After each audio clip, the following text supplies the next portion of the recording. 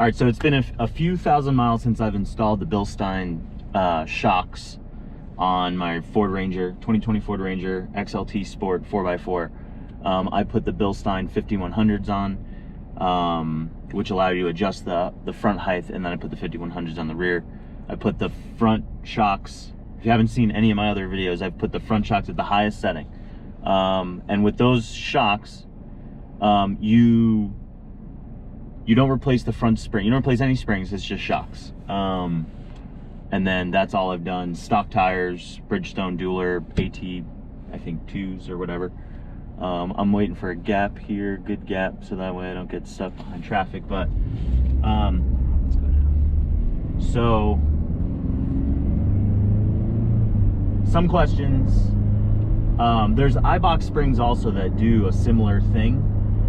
But those you replace, they come with the front spring, so that's why they're a little bit more money. I think they're like 600 and something for the front set, where the Bilsteins are 300. I find the front springs to be plenty adequate, and spring rates wise of the front springs I like.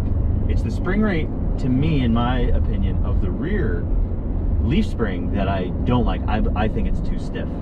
And you can see with the new trim level that's coming out, they changed the rear leaf spring to a multi-leaf, and I believe it's a progressive leaf pack. So it should have a better ride, and you can see there that you lose some of the payload capacity. Now for me, that's fine. I don't mind losing the payload capacity. I don't need that much, you know, I think it's like 15 or 1700 pounds, somewhere around there. It's a lot of payload. I don't need that, but you keep your towing capacity with the new rear leaf spring. So, you know, I'd like that kind of combination. I think would work well for me, because I want a little, so I don't drive around with that much weight in the back. And it is a little better when you put a full tank of fuel in it, like I have it now, or close to a full tank. But you know, I don't want to drive around necessarily with a full tank of fuel all the time. And I don't want my ride to be compromised when I don't have that much fuel in the back. So I'm gonna try to get a set of the Tremor leaf springs, I believe, and put them on the back of this and see what happens.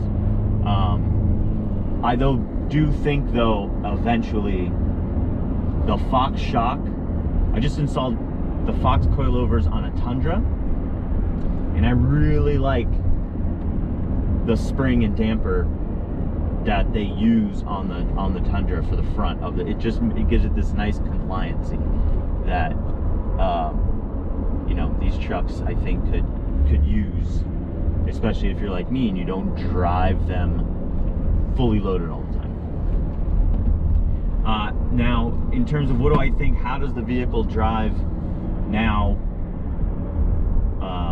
Obviously with the Bilsteins, you know, on this windy road, which is the 74 going into San Jacinto, I think it drives really good. I drive the 74 on Ortega Highway all the time, and I've noticed that, like, it handles, if there's bumps in the middle of the road, it handles those transitions nicely for a solid rear axle vehicle with leaf springs.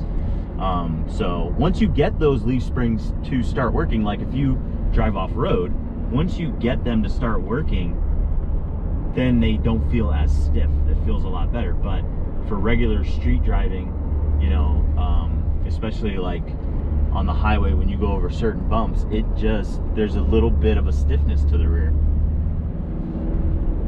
I can also tell by going through certain drainage type, not ditches, but, you know, drainage, like if it runs laterally across the road and I'm driving over it, that is definitely noticeable. When the rear gets there, it's just very stiff.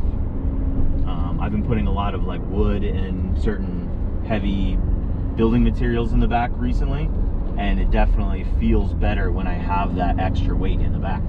Of course, do I want to drive around with that much weight extra in the back? No. The solution that, you know, a lot of people that would tell you with, you know, the old kind of country boy solution to that, you know, driving in the snow with your rear-wheel drive truck, is to put, you know, bags of sand in the back, or some sort of thing to weigh the back down to keep that traction. And I think you can get that with spring rate. I think you can get that with, so that's why, you know, in all the race trucks and everything, they go to a coilover, because they need to be able to put that rear end into the ground for traction.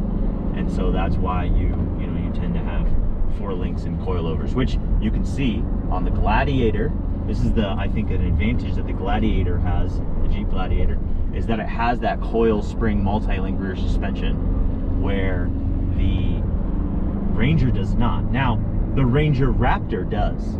So I think, and from what I can see looking around online, I think the next generation Ranger will have that multi-link rear suspension. So that's kind of what I'm looking forward to. I want multi-link rear, only because I want a truck that does street driving really good, which is what the Ranger does do. The Ranger does feel like a Ford Focus that you've now kind of made into a mid-sized truck, right? Especially a mid-size where you're not towing and doing, you know, any crazy things like people do. Not crazy, but what people do with bigger half-ton trucks and 25 3/4 and 1 tons. It's definitely not that. But when you need a truck, it's there. When you need a car, most of the time, it definitely has the comfort that you find in cars. I myself am coming from a Volkswagen GTI to this vehicle, so kind of wanted a little bit of Volkswagen GTI. That's why I like the 2.3 liter 4-cylinder turbo engine, is because you get that little kind of hot hatchy feeling, which surprisingly, funny thing is, that's also what's in the Focus RS. So I guess it's like a Ford Focus RS truck in a sense, rear wheel drive. So I think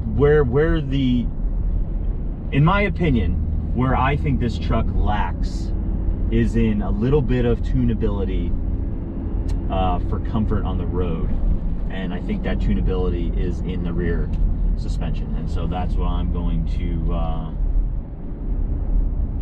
do next. So, I mean, I'll try to do, you know, as I do adjustments, if I do adjustments. I'm not prioritizing it, so if I do the adjustments and do that stuff, I'll make videos on it, and so I can kind of show what it is that I'm doing and why I'm doing it. But for the most part, this is what I'm going to do for now. I'm also going to, my next step, not to just keep rambling on, but my next step is going to be, I think, a different tire. I'm going to go a little bit larger, Falcon Wild Peak AT3W, to get a little bit better traction off-road. I'm just trying to get my money's worth out of the tires I already have. So I'm getting those to the end of their life, and then I'm going to be looking at changing them up to something different. So that will be the next step. So yeah, that's the update. Thanks for watching. Watch more videos. Go back and watch the other ones if you haven't on this truck, just so you can see, you know, what's going on.